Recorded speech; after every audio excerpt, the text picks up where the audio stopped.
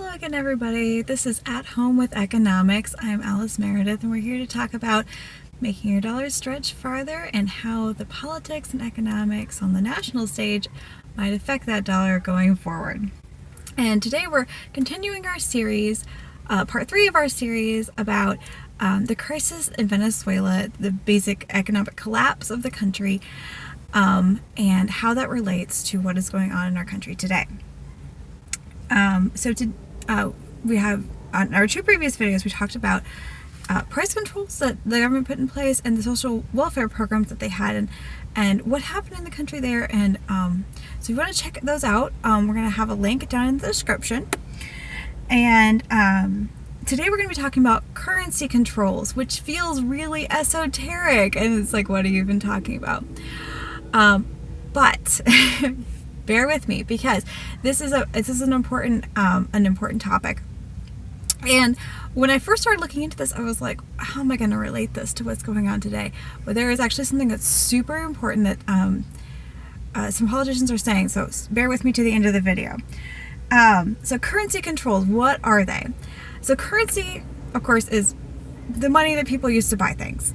And so currency controls are controlling the exchange rate of the currency. So that's how many dollars you can buy with bolivars in Venezuela. And so we're also going to be talking in conjunction with this sort of like the supply of money, because which is how much money there is in a country, and governments can change the supply of money, make it higher or lower. In the United States, the Federal Reserve Bank is the entity that controls that in the United States. So in Venezuela, what they did was they put in a fixed exchange rate for dollars, and they actually had 2 exchange rates. They had one that was for if you were converting money for essential goods, so like food and medicines and stuff like that, where it was cheaper to get US dollars. Then they had a higher exchange rate for non-essentials, so like cars and television stuff. But both of these, and it's important to note that both of these exchange rates were lower than the exchange rate, or were better for people in Venezuela than the market exchange rate. And we know this because there was a very large black market for US dollars, because the Venezuelan government controlled how much dollars people could get. And the reason why they could do this is because almost all of the US dollars coming into the economy came from the sale of oil from the nationalized oil company, as we talked about before. And so they had the whole supply, almost the entire supply. It was like 98% of the foreign money coming in came from the oil industry. And so they were able to be the only source of American dollars in the economy, official source of American dollars in the economy. And so what effects did this have?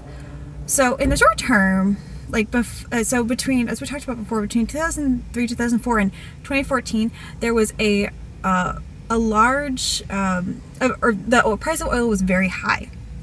And so they were able to have lots of dollars available to them. But because they still controlled it, it led to a large amount of corruption in the country. Because it was not as good as the market exchange rate, people would get American dollars into the country other ways, because there was not quite enough available. But when the oil prices dropped was when the huge problem started. This is a large part of the problems in Venezuela comes from the fact that they were the only source of American dollars and other foreign currency, and they ran out of it, basically, because they didn't get enough money coming in from oil, from the sale of oil, which led to shortages of basically all imported goods, which, as we talked about before, there were a lot of imported goods. A lot of imported goods because of the price controls. People were not producing as much in the country, so much of the goods were imported.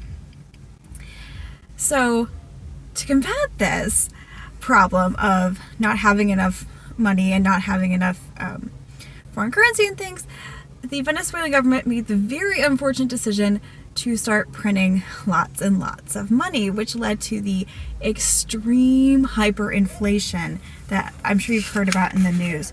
The IMF is anticipating, which is the International Monetary Fund, is anticipating that the inflation rate for 2019 will be 10 million %. Just to put that into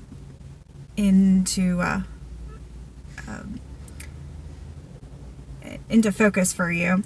In the United States, our inflation rate is like 2 or 3%. So 2 or 3 versus 10 million %. And at the end of 2018, prices were doubling every 19 days. So even if there is food and things available, people can't actually afford it because their money is worthless, basically. Their money is worthless. Okay. So that is a lot of stuff. And like I said, it's pretty kind of esoteric. The effects of it in Venezuela are very, very real. And when I first started looking at this, I was like, oh, well, we won't go down that road. We don't fix our exchange rate. We have the central bank, but we don't have a problem with them printing tons of money or something like that, because, well, they know better than that. It is possible that they could do that. It is possible that the government could start doing that.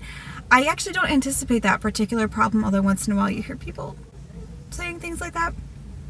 But it's the exchange rate that I was surprised that I was seeing in